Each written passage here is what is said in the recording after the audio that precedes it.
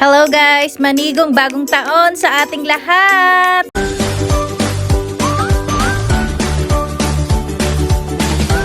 Kamusta kayo? Ihanda nyo yung mga sarili ninyo dahil mahaba-haba ang kwentuhan nito.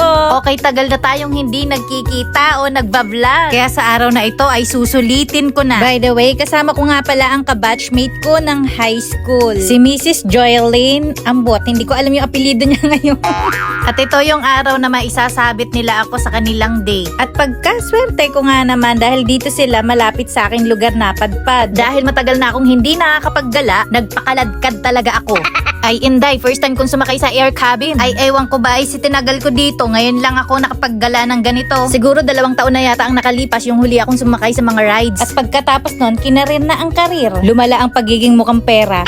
Akala mo naman pumapasok ng maaga. O siya, kami ay nandito sa kalagitnaan ng Himpapawid. Ninanamnam ang tanawin ng Yokohama. Sa sobrang lamig nga ngayon dito, nabaliwala ang sikat ng araw. Pero hindi yan umubra sa akin. Kaya kahit nga ngatal-ngatal ang bunganga ko, sumibat ang lola mo. Abay, mukhang ngayon lang din to mangyayari. Bakit di pa natin sulitin? Nag-video-video na rin ako dahil hindi ko alam kung hanggang kailan uli ito mauulit. At doon ko naisip na mag-vlog uli. Dahil sa sobrang busy ko, wala na akong oras para gumawa ng mga video na maisipan i-content. Kaya pagpasensyahan nyo na at ito'y naudlot. At ito nga pala guys, medyo patapos na kami sa aming paglilipad-lipad. Hindi naman siya nakakatakot at para lang naman kaming itinawid sa kabilang mundo. Oo nga pala, kanina pa ako nagdadaldal, hindi ko man lang naipapakilala kung saan lugar ba itong ipinapasyalan namin. Para sa mga bago sa Japan na mga taga Yokohama, dito lang po yan sa Sakura Gicho Station. Pwede nyo rin po yan i-search sa Google Map ng Yokohama Cosmo World. Sulit na sulit ito sa family bonding o kung sino man gusto nyong i-bonding. Pwede nga ito sa me, myself, and I. At nandito na nga tayo sa mahiwagang perya. At syempre, kagaya ng naisipan sa unang pagpasok, yun ang unang sasakyan, ang Ferris wheel. Hindi ito kagaya sa Pilipinas kung umikot. Mabagal lang siya, simbagal ng kachat mo mag-reply.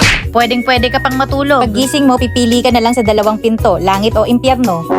Charot lang, ang dami mga rides dito, Mima. Sa ibang gantong pasyalan kasi, kailangan mo pang magpa-book in advance para hindi ma-hassle sa pagpila ng ticket. At isa na doon yung Tokyo Disneyland at USJ sa Osaka. Ako, yung mga malalaking lugar na yan, uugatin muna ang mga paa mo sa pagpila dahil sa dami ng taong gusto ring sumakay sa mga rides na yan, lalo na ang roller coaster. Okay guys, nandito na tayo sa top view. Softly lang talaga ang pag-angat niya. Kita mo ang lahat ng mga nasa paligid. At pwedeng-pwede ito sa hulihan ng jowa na may jowa.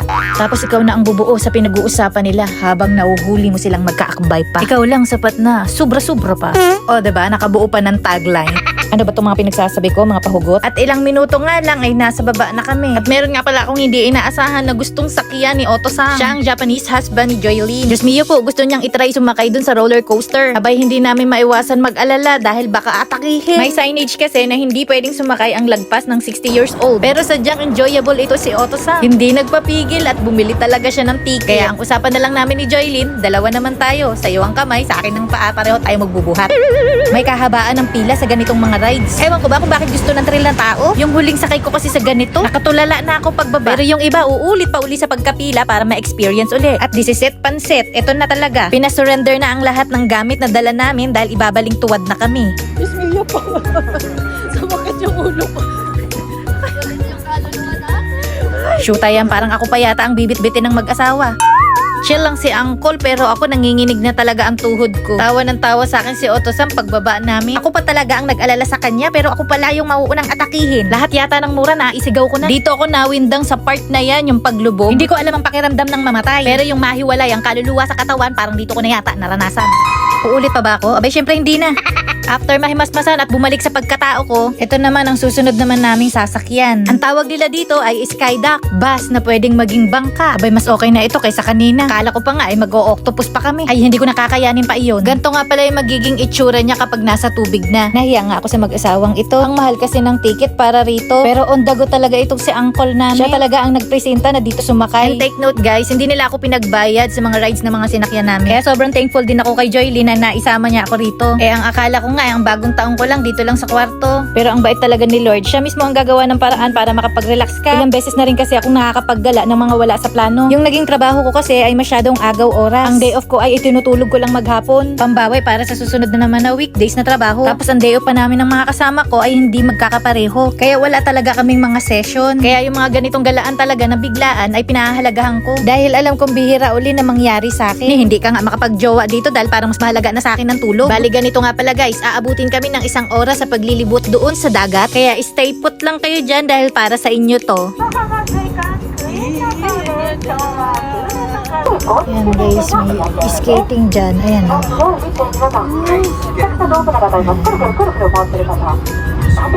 Ang gagaling, tara.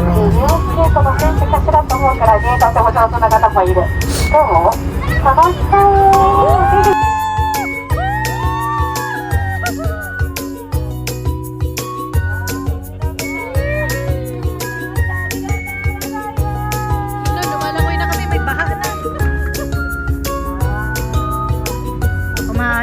Lumangoy din po kami.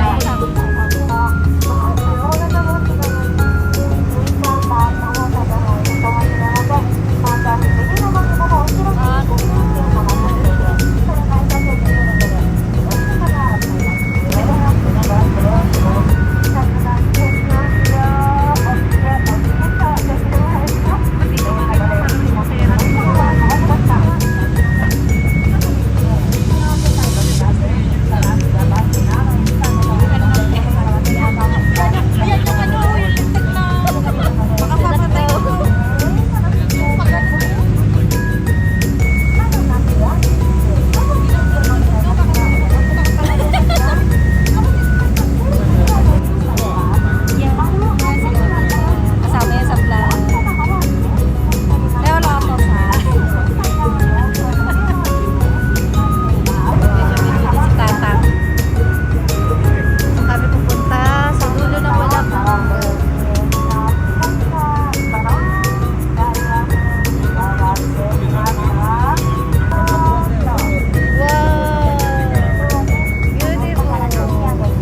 dagat na kami.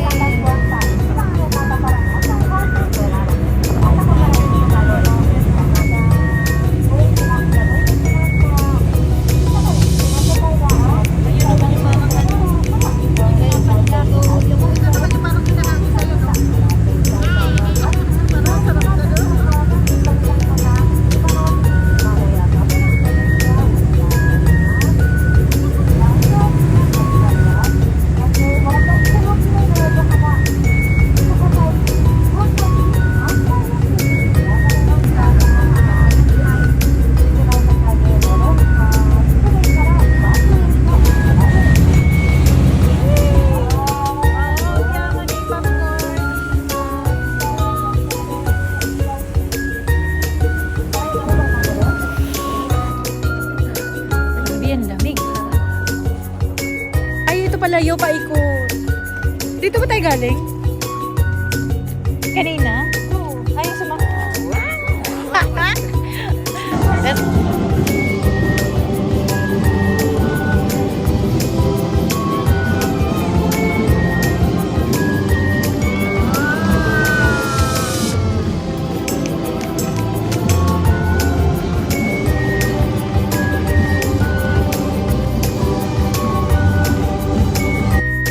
Hello guys, ito nga't inabot kami ng gutom. At dahil sa sobrang paglilibang namin, hindi namin namalayan na hindi pa pala kami nakakapagtanghalian. Dito na nga namin naisipan lumapang dahil meron kaming nakitang fried rice. Nahirapan din kami maghanap ng pagkakainan dahil halos lahat yata ng mga menu sa restaurant ay masasarap. Inumpisahan ko ng magpainit ng sikmura. Kinabag kasi ako sa kakasigaw ko sa roller coaster. At ito ang unang serving namin. Ang lakas makasyala. Bago bumanat, nag-cheers o nagkampayan muna kami sa kabila ng aming mga pinagdaanang rides. Dito ako unang naintriga. Hindi ko kasi alam kung pusit ba ito o karne ng isda. Nang matikman ko kasi para siyang kimchi pero may laman. Bago to sa panlasa ko pero masasabi kong masarap siya. At ito ang pangalawang binanatan ko. Ang sarap din nito Yung sauce niya parang kare-kare. Nalasahan ko kaagad yung mani. Perfect combination siya dun sa manok pero hindi ko talaga alam kung manok ba iyan o isda. At ito ang next, ang oyster. Pag kumakain talaga ako nito, pumapasok sa isipan ko ang tahong. Pareho kasi ng amoy pero magkaiba sila ng lasa. At ito yung pinakatitigan ko talaga. Kasi sa unang tingin hindi mo malalaman na maliliit na isda pala itong mga to. Para itong dulong sa atin. At ito na ang tunay na lafanger. Yung may kanin talaga ang napili namin ni Joylyn. Ay guys, Pinay na Pinay. Nakatulong yung mga appetizer na kinain namin kanina. Abay, napabalan sa pagiging patay gutom ko.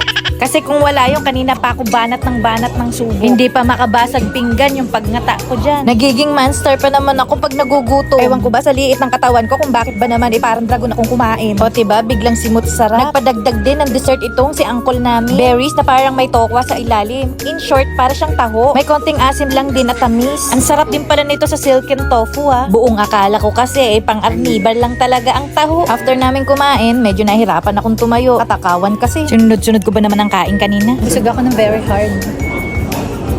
May makita yung ano ko. Ay, naman. Ito yung tumapong kanina.